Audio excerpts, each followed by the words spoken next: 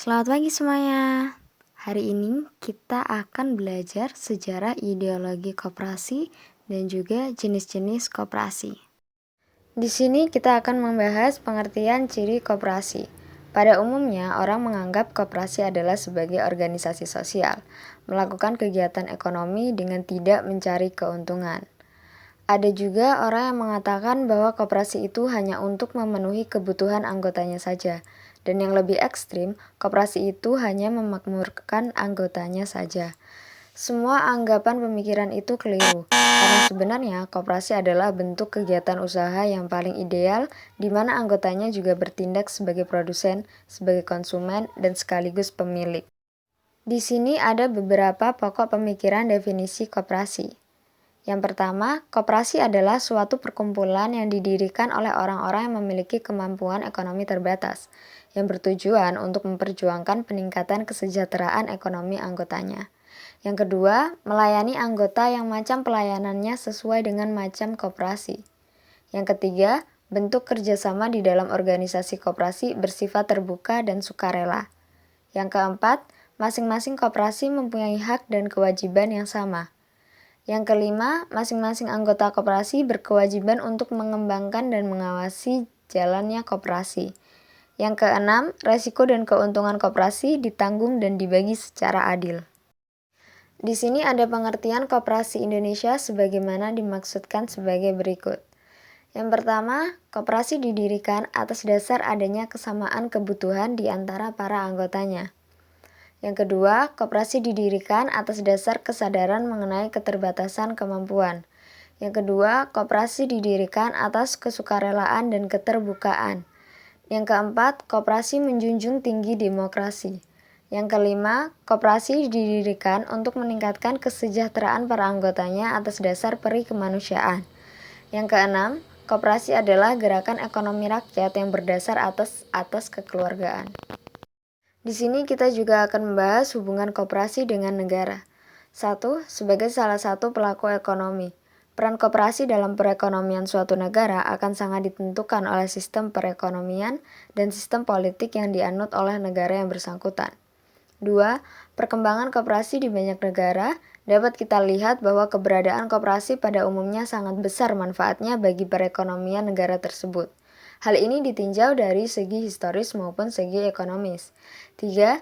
Dari segi historis, koperasi merupakan organisasi ekonomi yang mengakar pada manusia lapisan bawah. 4. Dari segi ekonomi, koperasi akan sangat membantu pemerintah dalam usaha mewujudkan perekonomian yang lebih adil, dan pada umumnya koperasi sangat didukung oleh pemerintah.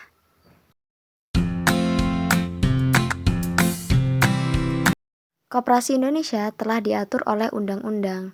Namun, ada beraneka ragam koperasi yang dimaksudkan sebagai pendekatan untuk memahami gejala-gejala usaha ekonomi yang berdasarkan semangat kerjasama di dalam masyarakat.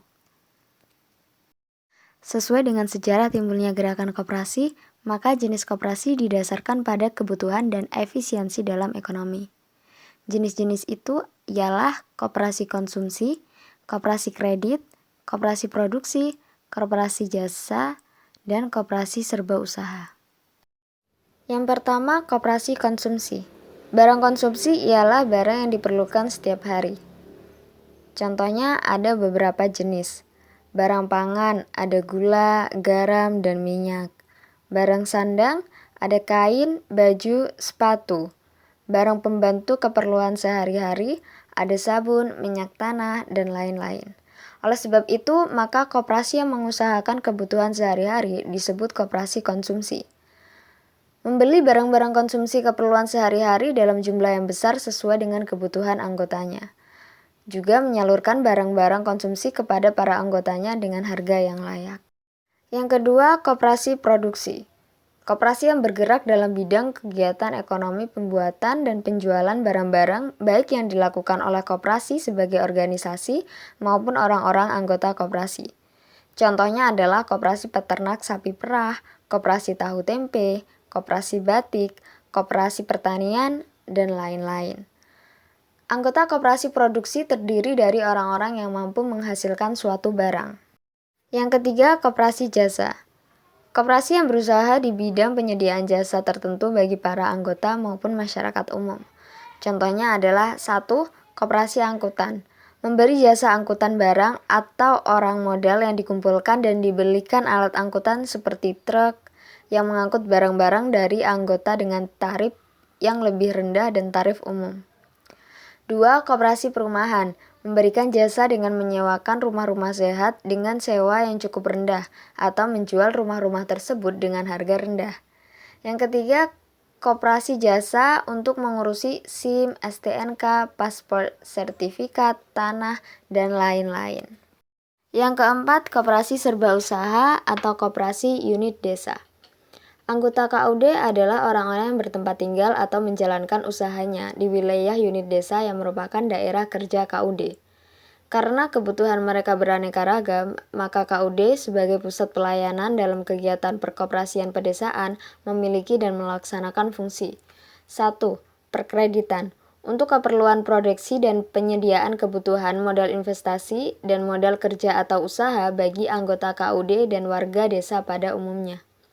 2. Penyediaan dan penyaluran sarana-sarana produksi, seperti sarana sebelum dan sesudah panen, sarana untuk keperluan industri atau kerajinan, dan sebagainya. Yang terakhir adalah koperasi kredit. Koperasi kredit atau credit union atau biasa disingkat CU adalah sebuah lembaga keuangan yang bergerak di bidang simpan pinjam, yang dimiliki dan dikelola oleh anggotanya, dan bertujuan untuk menyejahterakan anggotanya sendiri. Koperasi kredit memiliki 5 prinsip utama, yaitu 1. Asas swadaya atau tabungan hanya diperoleh dari anggotanya. 2. Asas setia kawan atau pinjaman hanya diberikan kepada anggota. 3. Asas pendidikan dan penyadaran.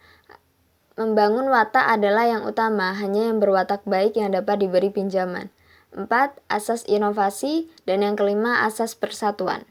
Menurut jenjang hierarki organisasinya, koperasi dapat dibagi menjadi 2, yaitu yang pertama, koperasi primer. Koperasi yang anggotanya adalah orang-orang yang memiliki kesamaan kepentingan ekonomi dan melakukan kegiatan usaha yang langsung melayani para anggotanya tersebut. Contohnya adalah KUD di desa-desa dan koperasi-koperasi tingkat primer lainnya. 2. Koperasi sekunder. Koperasi yang beranggotakan badan-badan hukum koperasi karena kesamaan kepentingan ekonomis mereka berfederasi untuk tujuan efisiensi dan kelayakan ekonomis dalam rangka melayani para anggotanya. Jenjang penggabungan ini dapat bertingkat-tingkat. Nah, sampai di sini dulu ya video pembelajaran untuk materi sejarah ideologi koperasi. Sampai jumpa di video selanjutnya.